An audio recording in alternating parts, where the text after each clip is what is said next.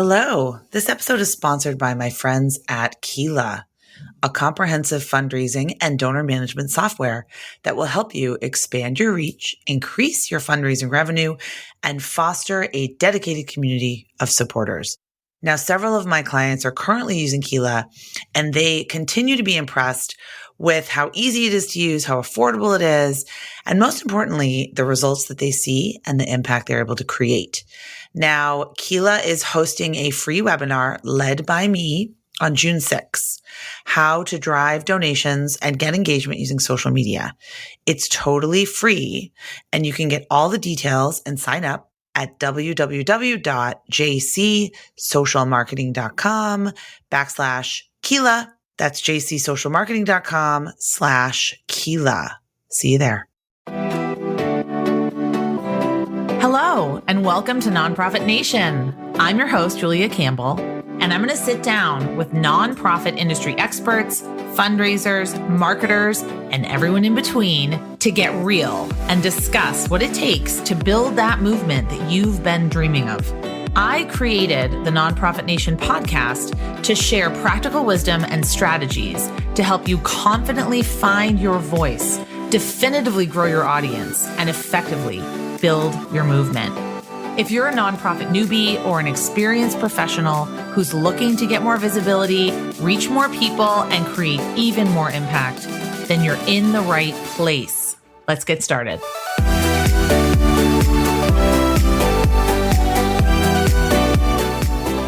Hi, everyone. So excited to have you back for another episode of Nonprofit Nation. I'm your host, Julia Campbell.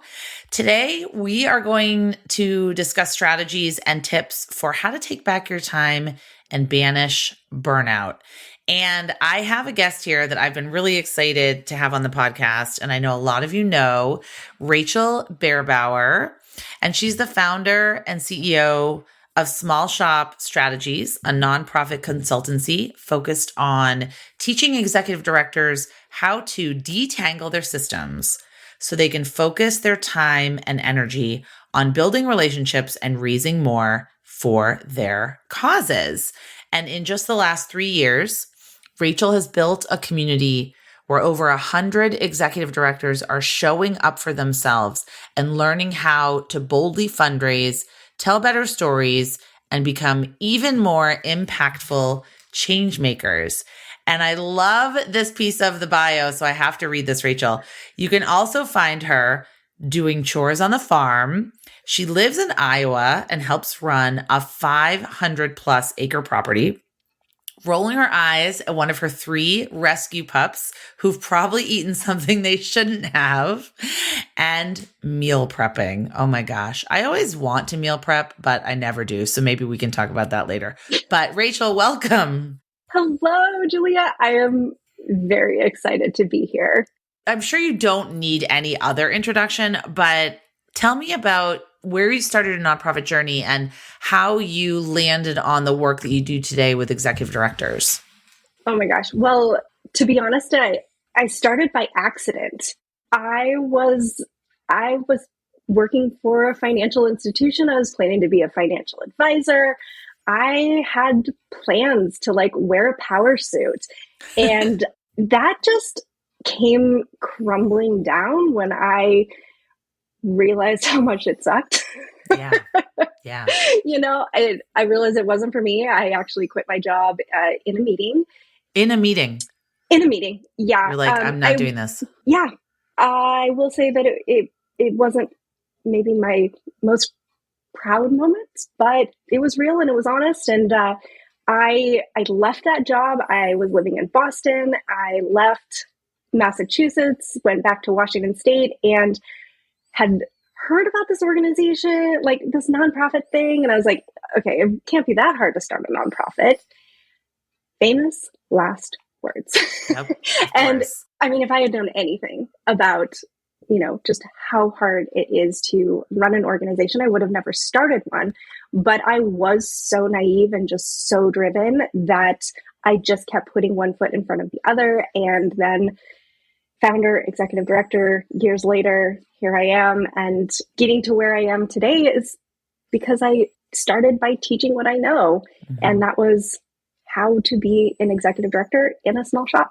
Well, tell us about this organization. It's called Girls on the Run. And so it's a national organization. And so I founded the chapter that was local to my community in Washington. But it's a youth empowerment program for girls and teaching them life lessons through running, which I'm not so much a runner right now, but I used to run up mountains for fun. So it really, just the lessons you can learn through running really spoke to me.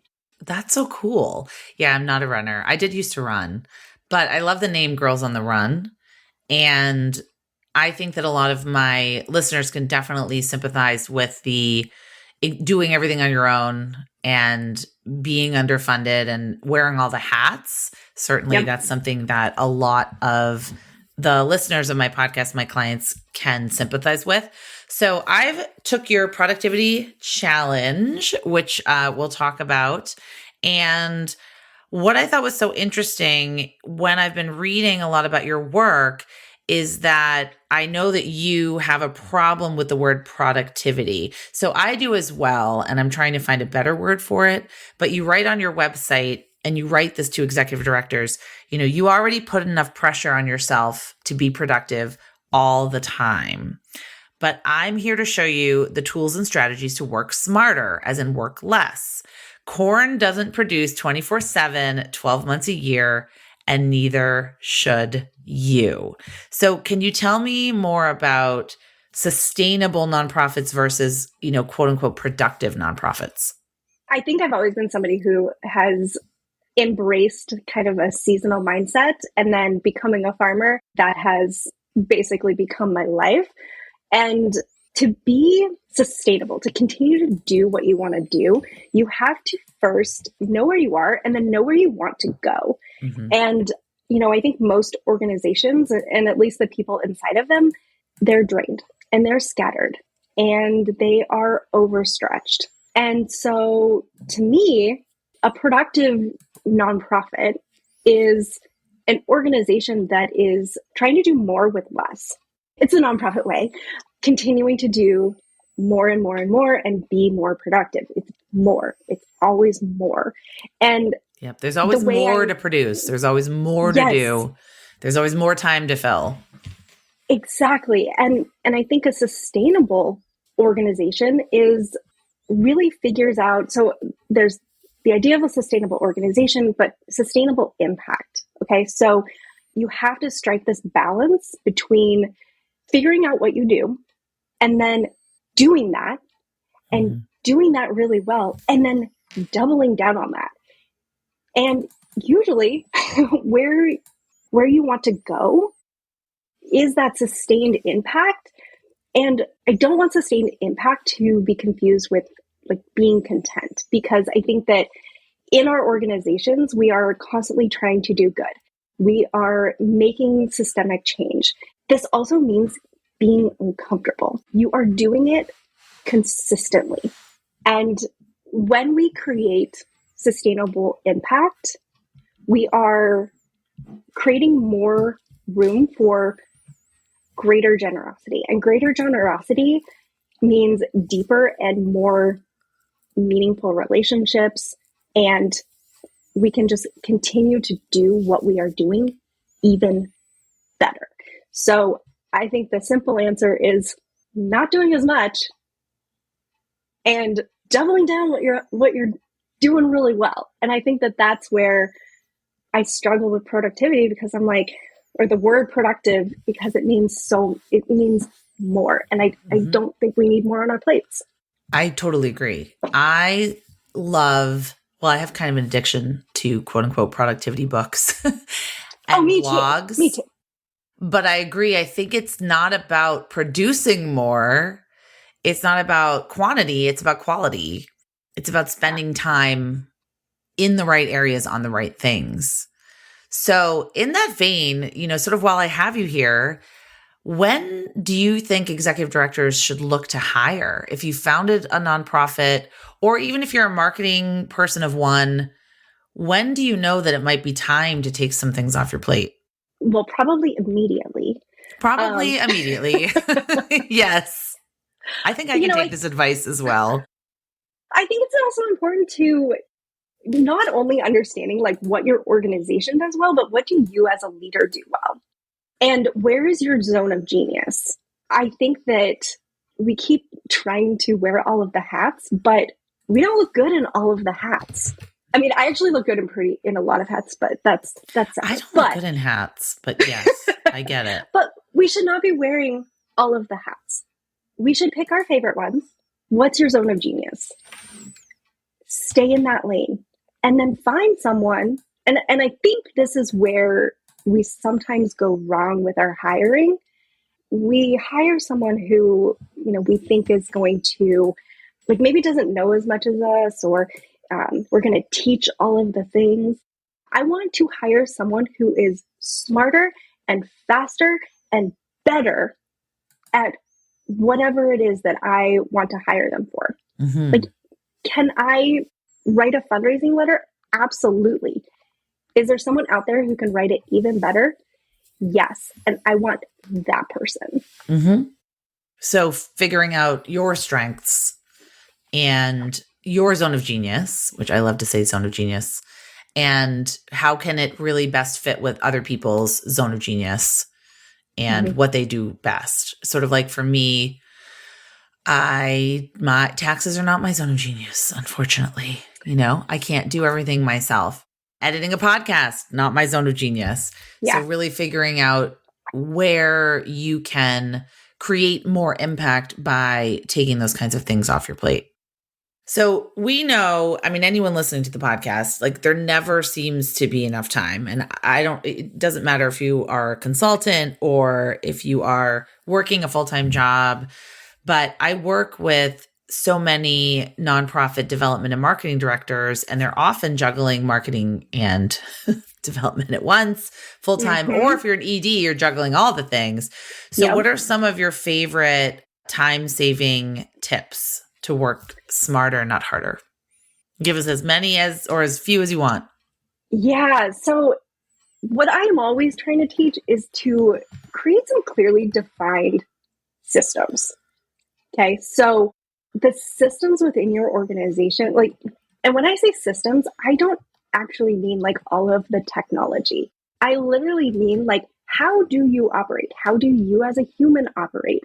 How do you stay organized? How do you manage your calendar? How do you manage your operations? All of those pieces are essential to running an organization. And if any of those are out of alignment, then like chaos ensues. And so really clearly defining what your systems are and using them, but then also having that flexibility for them to evolve as you evolve. And, actually something that I actually teach inside the challenge is creating these boundaries. And we always talk about boundaries, but creating boundaries for the start and the finish of your day. And so I call it a sun up and sun down routine. And so if you think about your systems, okay, so you have kind of 4 main systems. So you have your calendar management, you have your project management, and you have your operations management systems. Okay, so 3 different systems that kind of keep your organization going. And those are all kind of technology based. Okay. But then you have your executive management. And for most of us do our best work inside of software. Like we are analog people because we are people, we are human. Okay. So you have these 3 technology system-based systems, and then you have your human-based system. And there's always this friction between the technology and the analog. And so it's figuring out what is the balance. And one of those things that I teach is creating your morning routine. And I'm not talking like, get up at 5 a.m. and do yoga. Right. I'm not talking that. No. Yeah, no, don't do that. Do that. So like, whatever routine you want, I agree with you. Yeah, go for it. But figure out, like, how do you take the things that are inside your 3 systems and put them into an analog system? And for me, So most people, that's writing a to-do list. Okay. Mm-hmm. So how do you take the information that's in those systems and create an analog system? And then, so that's your morning routine. So then you stay focused in that analog system throughout the day so that you aren't getting distracted by the systems, by being in your email, by being in your calendar. And then at the end of the day, creating that same routine, but opposite, taking all of the Post-it notes and the notes that you wrote in your calendar or on your, in your notebook and on your to-do list, and uploading them into the software that is designed to help you do your job better. So it's a sun up, creating that digital to analog system, and then a sun down, that analog to digital routine. Mm-hmm. So by doing that, you're creating these very clear boundaries of like stop and start to your day instead of just trying to work all the freaking time. We can't do that. Mm-hmm. We're already burned out. We're already talking about how we can't do more. Like we got to stop and start our day. So I have a question for you. I'm taking notes because I'm, a solo, I wouldn't say solopreneur, but I'm a solo person running my own business, and the boundaries piece gets very fuzzy. And I know for a lot of us, especially when we work from home, there are fewer boundaries. Like I've worked from home for a very long time now, like 13 years now. So I do have, my office. I can close my door. I can shut down my computer. I'm actually, very good about not checking email at night. I've gotten those habits and I've kind of gotten into the shutdown, and I love that. What is it? Some up and some down routine. But for those of us that have difficulty saying no and creating those boundaries, do you have tips for us? Like, how can we tackle this always on culture? And how can we tackle those constant Slack notifications and the boss emailing us on Sunday? Or how can we even just tackle the guilt that we feel maybe not working on projects after hours? Yeah. So we are in a culture where you feel like you always have to be on. I worked at, while I was building my organization, I was also working at another nonprofit, and I was working at a humane society. And so I felt like if I wasn't working, I was literally like animals would die because I was not working. That is some serious pressure. And when you are doing the kind of work that you do, I know that there are so many incredible organizations out there that are providing just amazing services and literally changing people's lives. Yeah. At the cost of their own. And I think that it's so important for your work is important. It is always going to be important. But who's going to take on that work if you can't? Mm-hmm. And are you really doing your best work? I say all of that. And yet at the same time, we still keep doing because we are giving people, we have these servant hearts that just want to keep giving. And so I think that kind of goes back to the very first thing we were talking about, which is organizations that do really well are really, really focused on what they do well.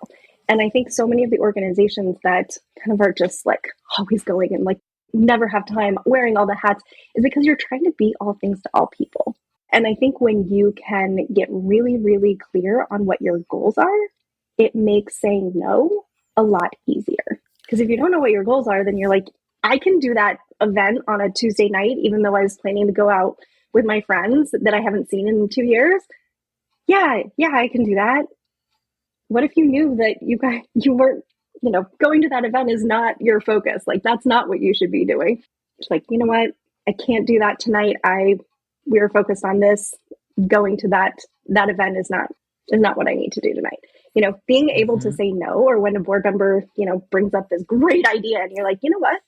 Great idea, but not what we're focused on right now. We're focused on this. Great idea. We'll table it. But... Yeah. It's also deciding what is best for you.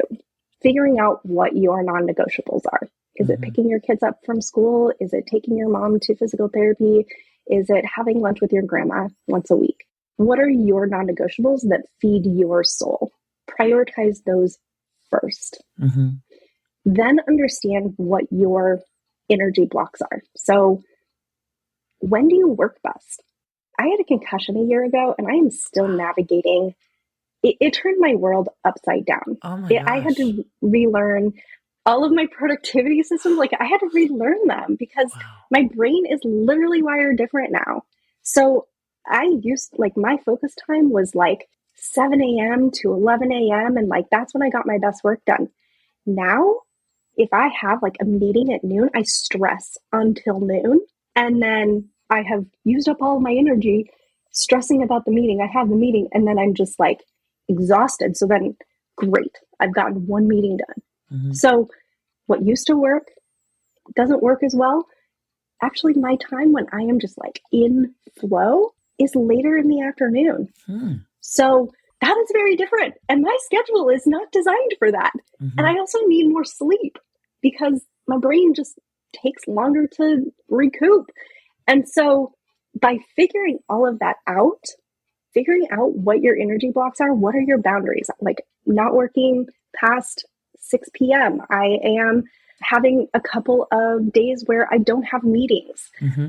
Deciding what those are for you and layering that into your calendar. Like that also helps when someone's like, hey, can you go to an event after work? You're like, nope, no, that is a boundary. Mm-hmm. No.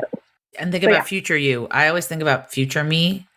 I don't remember. It was probably on, and I was talking to you about this earlier, Jenny Blake and her fabulous book, Free Time, but her podcast also called Free Time.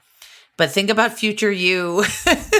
So when I say yes to an event on a weeknight, future me hates me because they're like, oh gosh, I just want to put on pajamas. Weeknights, I want to be with my kids and watch TV and just, do nothing. Like weeknights are tough, especially coming out of the pandemic. So I agree with you. Think about future you. What would future you say? Does an 8 p.m. event on a Thursday sound good or not? Because you're just going to have to cancel. Yep. I think the other important thing to that is like knowing that. Like if you don't know that, exactly. If you don't know that, you're going to constantly say yes to things. Yeah. And then starting to say it out loud. Like the first time that somebody was like, hey, can you do a meeting on a Tuesday? And I was like, getting the words out of my mouth. I was like, I don't do meetings on Tuesday. They're like, oh, no problem. When would be when they always understand. People understand. Oh, that's incredible. So saying those things out loud, like not only reinforces it to you, but then reinforces it to everyone around you. I also think that even if you are not in charge of your schedule, like if you work for a supervisor, an executive director, if you explain that you do better work in the afternoon and you just want to do email or admin or stuff in the morning, I mean, for me, mornings are the most productive. I think, I don't know if that's true for the majority of us, but for me, I think it is. The mornings are most productive. So I've worked as a development director. I've worked as a director of development and marketing. And I would always tell my boss, like the morning is the most productive time for me when I can write grants, when I can write appeal letters, when I can get that email newsletter out, when I can really focus on strategy and that kind of thing. So if we meet, why don't we meet after lunch? Because if we meet in the morning, you'll give me a task list of 10,000 things and it will kind of like derail me. So I would love to like work on my work and then we could meet at maybe noon or afternoon. And even just advocating for myself like that, I think a lot of my supervisors respected that and said, oh, fine, that's great. Like I do my best work in the morning too. Or they appreciate the honesty and also the boundary setting, but also that when you do your best work. Because I would hope that we work in an environment where everyone's lifting each other up to do their best work. I would hope. 100%. And if you're an executive director and you're managing a team, have a conversation with your team. Get their buy-in. Do we just not have meetings before noon, or do we have a full day that like we don't do meetings? Like full day, no meetings. Yeah, company policy. Like, oh my gosh.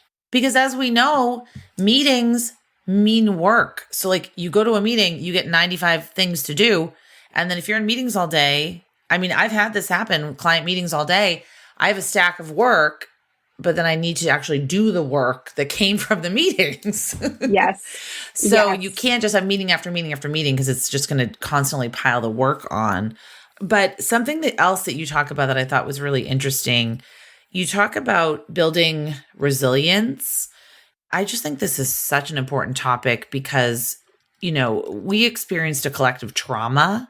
We're still experiencing it with the pandemic. So how can we build this resilience? How can we get our mojo back? Like, how can we get our motivation back and our productivity back? So I think you just hit on something that has taken me a really long time to understand.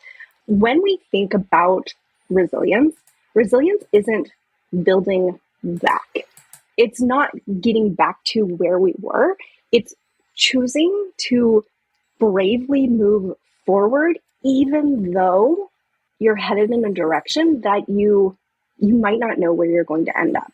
Mm-hmm. And I really, really, really like this idea that we are most resilient when in community. We are the most resilient when in community. When in community. We think about resilience has become this like buzzword of like a thing you have to be. You have to do it on your own. Resilience has to come from within. And I do believe that there is an element of truth to that.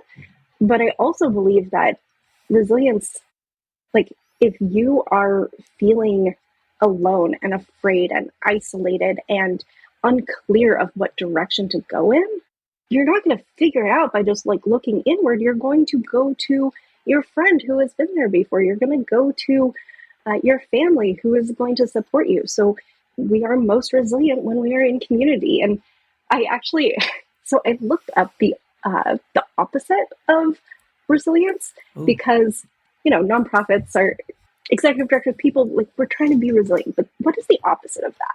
And the opposite is rigid, frail, and inflexible. I was hearing those words and I was like, we think about our organizations as these organizations that have come out of the pandemic with so much resilience. And yet at the same time, we are so stuck in our ways and we have to keep doing things the same way. And we are inflexible and refusing to change. And you know what that creates? Fragile. Yes. You're gonna break. Right. Inflexibility causes breakage. I think within the pandemic, there was this kind of like banding together and working together and creating these, like coming up with these creative solutions to these short-term problems. And I think that there's just incredible stories. And I think there is so much value in that. And I think there's also so much value in the long-term effects of being in community and being resilient together to heal from that trauma. Oh, there's so much to unpack there. I absolutely love what you said. I agree. I think that we use the terms like productivity and resilience in these almost defensive ways and these sort of traditionalist ways that are kind of outdated. And we need to embrace them and take them back and really unpack them and think about what they mean to us and especially to the nonprofit sector, which is so different from a lot of other sectors. And I know that you've written the 4 things that most successful nonprofit organizations and successful EDs have in common. So just to kind of tie it all up, can you tell us a little bit about these 4 things? Yeah, absolutely. So they're very simple and they're probably things that you are already working on. But the first one is having a clear fundraising offer. That goes back to kind of everything that we were saying, like getting super clear on why you are the only organization who can do what you can do and help your donors understand the impact that they can make. Donors don't want to fund process. They want to fund impact. So tell them what they're funding. Get clear on that fundraising offer.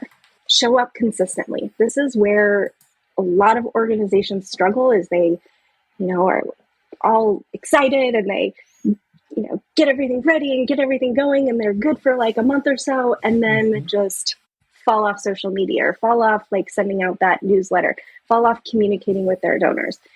showing up consistently means setting up the habits and routines to be able to do that, so that you are feeding into your systems to be able to do that. So show up consistently, set up your systems and technology, figure out what they are.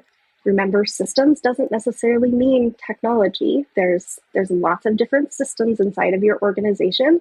And then the technology side, there's no technology that is perfect. Like, there's a lot that can do some really incredible things, but just pick something. Literally just pick something and stick with it and figure out how you are going to work with it. And then the last one goes back to that resiliency, which is lean on your support system. You are human. And if you are feeling isolated, if you are feeling kind of just like you don't have your footing, a conversation with a friend or a conversation with a mentor can go a really long way, but you shouldn't feel like you have to figure this out on your own. And there is so much knowledge and so much experience. And a lot of that is what I'm trying to do inside of my community with executive directors, but find your community and lean on them. So those are my 4 things. I love that. So tell us about your productivity challenge and where people can learn more about you and connect with you. Yeah. So you can head to smallshopstrategies.com/challenge. Very simple. It's a choose lots of great animated GIFs, just not to interrupt you, but yes, the GIF game is strong with Rachel. And I've spent far too much time finding the perfect GIF. I do too. I love GIFs. It's important. It's very important. I love your GIFs. There was one Back to the Future one, anyway, with Doc that I really loved. So just so you know, someone pays attention. But anyway. I appreciate that. But yeah, head to the challenge. It's free. It's a choose your own adventure. You could do the daily challenge with 5 challenges, 5 days, or 1 challenge per week. And I hang out on Instagram. So that is where I'm at. I don't do most of my teaching on social media anymore. Most of my teaching is happening on my email list. So if you're not on my email list, there's about 1,000 ways you can get on it, sign up for anything. But that's where I do a lot of my teaching, and then inside of my community. But I do show up on social media to kind of just share what my thoughts are, share the gross things that my dogs bring from the field. And I love your reels. It's at Small Shop Strategies on Insta, right? Yes, at Small Shop Strategies. And then I'm also on LinkedIn. Sometimes I try to be, maybe I'll be better in the future. I need to create that consistency. And I'm just at Rachel Bearbower. Fantastic. Rachel, thank you so much. Oh, and your dog is sleeping. I can see. Oh, so sweet. He's there. Is that one of your rescues? It is. It is Morty. He is my 100-pound lap dog. He's wonderful. My gosh, so sweet. So you can't see this on video. That's the perk of being the host. But Morty just looks completely comfy and so just passed out, tired. Unimpressed. Unimpressed. He's reclaiming his time. I love it. Yes, he is. Taking care of himself. Okay. Well, everyone, I will put the links in the show notes to the challenge, to the website, to the Instagram. Rachel, this was fantastic. I really appreciate you coming on. Thank you so much. Thank you so much for having me, Julia.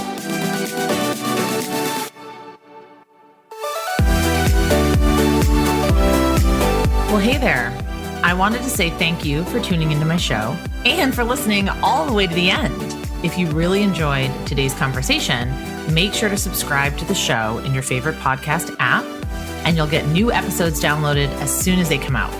I would love if you left me a rating or a review, because this tells other people that my podcast is worth listening to. And then me and my guests can reach even more earbuds and create even more impact. So that's pretty much it. I'll be back soon with a brand new episode. But until then, you can find me on Instagram at Julia Campbell 77. Keep changing the world, you nonprofit unicorn.